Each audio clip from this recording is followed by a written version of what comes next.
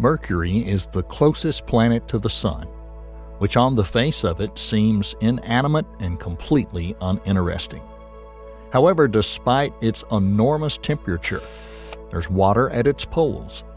Moreover, the surface of Mercury surprises all astronomical scientists. There are the rarest types of impact craters and even forms of relief unknown to modern science.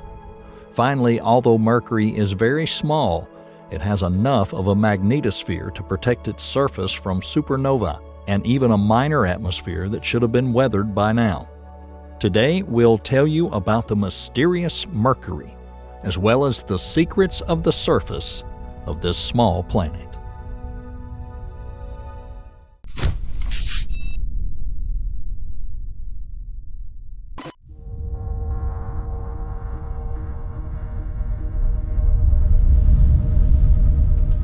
Mercury has a radius of 1,516 miles and is on average only 36 million miles from the Sun, or about 2.5 times closer than Earth. Therefore, 1 year on the planet takes 88 days. The planet's temperature reaches 800 degrees Fahrenheit, but because of its very thin atmosphere, it can drop to negative 290 degrees Fahrenheit at night. By the way, Mercury rotates very slowly around its axis. 1 day on Earth would be 59 days on Mercury. That is, the day and night on the planet lasts for 3 months. What causes such a slow rotation? Mercury is not blocked by the tides of the Sun, as has been assumed for a very long time. It is in spin-orbit resonance with the star in a 3:2 ratio. It rotates around its axis 3 times in 2 revolutions around the Sun. It's thought that Mercury may have previously been in 1:1 resonance, but something, probably collision with a giant object, caused the spin rate to change, as hinted by its many craters, including the impact basin of Caloris. On the other hand, according to research, a group of scientists led by Benoit Noëls have concluded that Mercury may have been in such resonance almost from the beginning of its formation. Another important factor influencing the rotation and temperature of Mercury is its eccentric orbit. The planet's orbit is elongated and resembles an egg, so depending on its position, Mercury's distance from the Sun can range from 29 million miles to 43 million miles. Mercury's orbit has another peculiarity that was discovered only recently. The orbit holds a dusty ring of the planet. Scientists believe that Mercury was too small and close to the Sun to have a ring. Moreover, scientists were going to investigate the planet's orbit to find an area around the Sun that had no dust but found a dust ring instead. The ring is very thin and 9 million miles wide. The source of the ring could be meteoroids and the dust cluster in the same orbit as Mercury. A group of scientists led by Dr. Peter Pokorny believes that such a phenomenon may not be unique, but common in other exoplanet systems, where different space objects constantly crash into planets without a significant atmosphere. Interestingly, despite its small size, Mercury has a magnetic field. Although its magnetic field is the smallest in the entire solar system and has only 1% of the strength of Earth, it's still capable of reflecting stellar winds off the surface, forming a magnetosphere. Nevertheless, the magnetosphere is probably leaky, that is, it has holes through which sunlight can penetrate. As it flew past Mercury, the Messenger Space Telescope noticed magnetic tornadoes on the surface, beams of magnetic fields connected to the interplanetary space filled with rarefied gas and magnetic fields carried by the solar wind. These openings in the planet's magnetosphere allow us to replenish the barely detectable atmosphere. But we know that the magnetic field is formed by the movement of electric current in the liquid metal in the planet's core. Does Mercury have a core large enough to generate a magnetic field? In fact, Mercury's core is even 1/3 of the planet's total mass. The core has a radius of as much as 1,289 miles, which is only half the size of Earth's. With the enormous size of Mercury's core, University of Maryland geology professor William McDonough explains the initial formation processes of the Sun. When the newborn Sun was surrounded by a protoplanetary disk, most of the formed metal stayed closer to it. Since metal is heavy, it's difficult to eject it far away with gas. So, the large concentration of metal near the Sun during the early stages of planetary birth could have built up Mercury's core to such a large size. However, there are still likely reasons for the high proportion of metal compared to silicates in Mercury. Scientists speculate that Mercury probably could have been much larger than it is now. However, several hypothetical cataclysms could have prevented its mass buildup. One such cataclysm could have been the influence of the forming of Earth and Venus. Both planets could have formed closer to the Sun, then migrated to their current orbits and taken the building material that was destined for Mercury. On the other hand, Mercury's composition could be the result of an impact on the two planets or the impact of a huge space object, causing it to lose about a third of its mantle. A collision with such massive bodies could have thrown Mercury, which was further from the Sun, into its current unfavorable orbit. Impacts from other space objects, the consequences in the form of craters which we see in the images, could have continued to remove the silicate surface of the planet. Nevertheless, all these assumptions are only hypothetical, so we should expect further studies of new spacecraft, such as the Bepi-Colombo mission of the European Space Agency and the Japan Aerospace Exploration Agency, which will focus on the origin of Earth group planets. Still, as much as we would like to learn more about Mercury, it is in fact quite difficult to study up close. From ground-based telescopes, it is extremely difficult to track it at night at the best time to observe it because of its proximity to the Sun, so it also rises only with a star. The Sun's light can damage optics if you observe Mercury for a long time during the day. Moreover, the small planet is harder to reach even than the farthest planets in the solar system because of the star's gravitational pull and temperature. Therefore, a spacecraft sent to explore Mercury must reach the planet very carefully, which is long and risky and is almost always within acceptable temperature limits for operation. That's why only two missions, Mariner 10 and Messenger, were sent to Mercury. Without them, we would hardly know everything we know about Mercury today. Mariner 10 was the first mission to use the gravitational pull of another planet, Venus, to reach a planet. For its maneuvers, the spacecraft used the pressure of solar radiation on its two solar panels. Using its abundant instrumentation, Mariner 10 was able to confirm a moon-like crater-covered surface as well as detect the magnetosphere and rarefied atmosphere of Mercury. Moreover, it was Mariner 10 that discovered the planet's large core, in addition to measuring its temperature on both sides. The spacecraft was able to take more than 2,700 images of Mercury, allowing scientists to create a map of nearly half of the planet's surface from those images. In all, the last Mariner made 3 passes over the inner planet 6 months apart. It did not orbit Mercury, but it still managed to make a breakthrough in the study of the planet. The ship's mission lasted about a year. After orbiting the Sun in late March 1975, Mariner 10 stopped transmitting radio signals to Earth. It may still be orbiting the Sun. The Mariner spacecraft Messenger continued its work 30 years later, in 2004. Unlike its predecessor, Messenger not only flew over Mercury but was also the first spacecraft to orbit the planet, which yielded more in-depth and interesting data. The main goals of Messenger were to collect information on the chemical composition of the planet and its exosphere, to study the magnetic field and its sources, and to study geological activity in Mercury's past and the state of its core at the moment. Before entering Mercury's orbit, Messenger made 3 orbits around it, slowing the craft down. From the start of the flight as of 2014, the vehicle was able to take 200,000 photos of Mercury. It managed to take a total of 2,500 pictures. In early 2015, Messenger began to run out of fuel. At the end of April 2015, Messenger finally stalled and crashed into Mercury, forming a new crater on its surface. All in all, the Messenger mission lasted about 10 years. During this period of time, it managed to make many interesting and unexpected discoveries. The most outstanding can be considered a complete map of Mercury.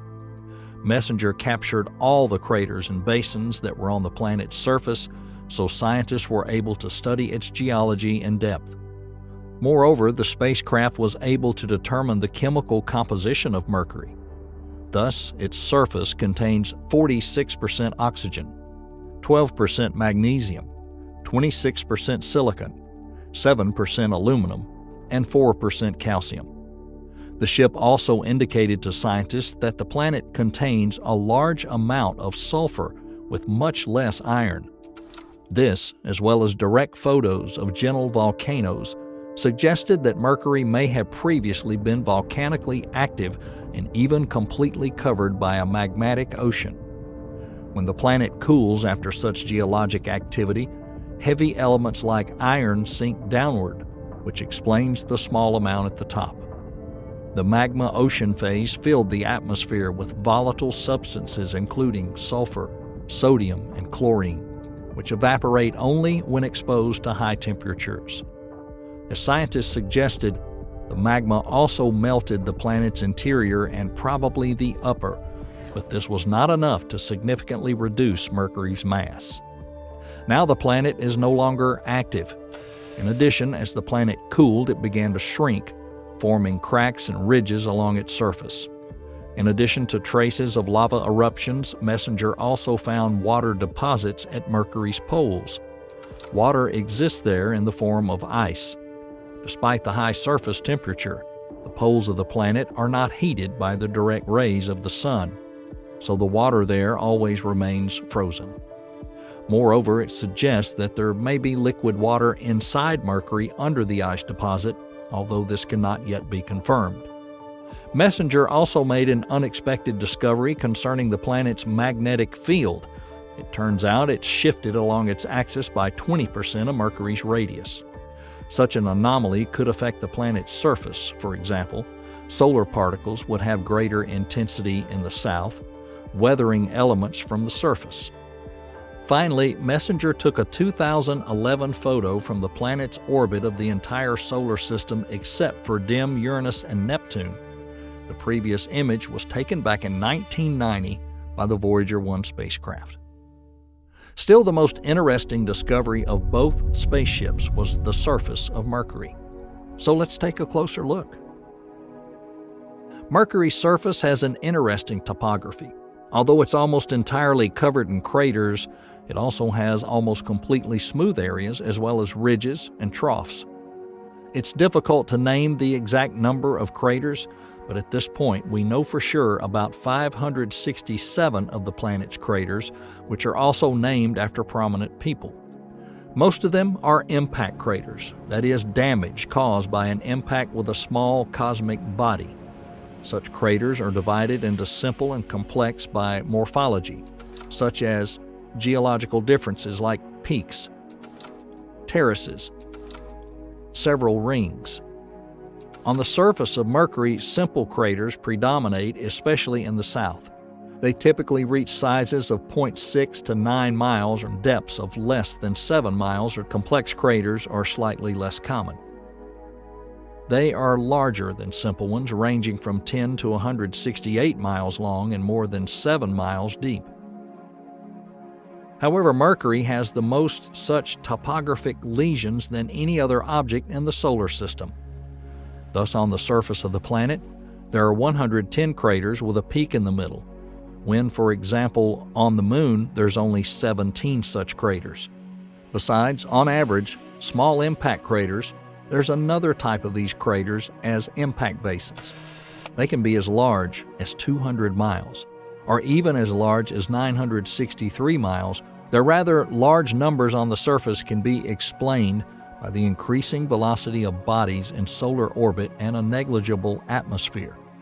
Some of the most famous basins are the Caloris and Rembrandt basins. Caloris is Mercury's largest crater, measuring 963 miles in diameter. In the full image, scientists find that it was previously filled with lava, so you can now see the smooth plains at the bottom of the crater. It is suggested that the object that crashed into the planet and formed Caloris may have also created the chaotic terrain of Mercury, an area mottled with furrows and plains. Further, Rembrandt, the second largest crater, is about half the size of Caloris. It was also probably covered by lava in earlier stages, which is why the area around it is smooth. In addition to these basins, Mercury has several other interesting craters. For example, the Basin Thick is the oldest crater on Mercury. It may be over 4 billion years old. It also has the darkest place on the entire planet, covered in particles ejected by a volcano. There are also special rare types of craters on Mercury. These include elliptical, polygonal, and ghost craters. All of these types have different mechanisms of formation. For example, an elliptical crater is formed because of the low velocity and large volume of the space body. Such craters are about 2 to 4% of the entire surface. The largest elliptical crater is Svendsdottir, 137 miles long. Polygonal, that is, craters with several angles, probably arise because of the structure of the planetary crust and its dilapidation. There's about 33 of these on Mercury. Craters, ghosts, are barely visible because their bottoms are filled with lava deposits, but they are distinguished by ridges along the edges, which have arisen from the rapid accumulation of lava flows. The last interesting type of crater, which can also be clearly seen on the Moon, is a ray crater. Their main feature is the long rays diverging from the crater and having a huge length. For example, the longest lines on Mercury have the crater Hokusai at 2,800 miles. These marks appear because the impact triggers the ejection of subsurface elements that fade over time. So the brighter the line, the younger the crater. Thanks to all these craters, scientists can study the dynamics of the planet's geological activity and, among other things, its age. Thus, young craters are convex, with terraces on the walls, while older craters are very shallow because they're probably filled with volcanic material. Still, for example, while studying crater types and sizes, NASA researcher Caleb Fassett noticed that Mercury was missing craters from 12 to 80 miles. He suggested this may be due to the frequent formation of intercrater plains early in the planet's history. High-surface structures like ridges and escarpments are not too numerous on Mercury, only about 100. All the uplands were formed in different periods and under the influence of different mechanisms. For example, smooth ledges were formed during volcanic activity, and ridges and wrinkles were formed during the cooling and compression of the planet. On average, they all reach a height of 0.07 to 0.5 miles. Some high mountain ranges, which incidentally do not exist on Earth, on Mercury can reach up to 360 kilometers in length, like Antagnati Dorsum. Nevertheless, despite the study of Mercury's surface, the history of global compression is still unknown. Another 27% of the planet's entire surface is occupied by almost perfectly smooth plains with few craters. Such plains are found at all latitudes as well as around large basins. 2/3 of them are formed due to volcanic activity, and the rest is probably due to volcanic particle emissions by the Caloris Basin. The last geological oddity of Mercury, which is not observed anywhere else, is its hollows. They were noticed by Mariner 10, but Messenger made clearer images, so it is awarded the first discovery. They are shallow depressions without edges and with flat bottoms that occupy about 0.08% of the planet. In most cases, they are inside impact craters. Scientists speculate that they are much younger than Mercury and are formed by the loss of volatiles from the surface. The process of hollow formation has not stopped, so the surface of the planet may change over time. So scientists believe that 99% of Mercury's surface could be completely transformed in 25 million years. Mercury is a very valuable planet to study the dynamics of surface changes, as well as the mechanisms of the formation of different landforms. Therefore, in 2018, a new spacecraft was sent to observe the first planet of the solar system, which will continue the mission of the previous two, Bepi-Colombo. It consists of two separate spacecraft that will observe Mercury from far and near at the same time. Its primary mission? To answer the questions that Messenger has raised. That is, Bepi-Colombo will investigate in more detail the origin and causes of magnetic field displacement, water deposits at the poles, cavities, and the mechanisms of their formation. In 2025, Bepi-Colombo should enter Mercury's orbit and begin its main work. Hopefully, this new study will be able to solve most of the mysteries of this planet, which will have good implications for our understanding of the history of the solar system.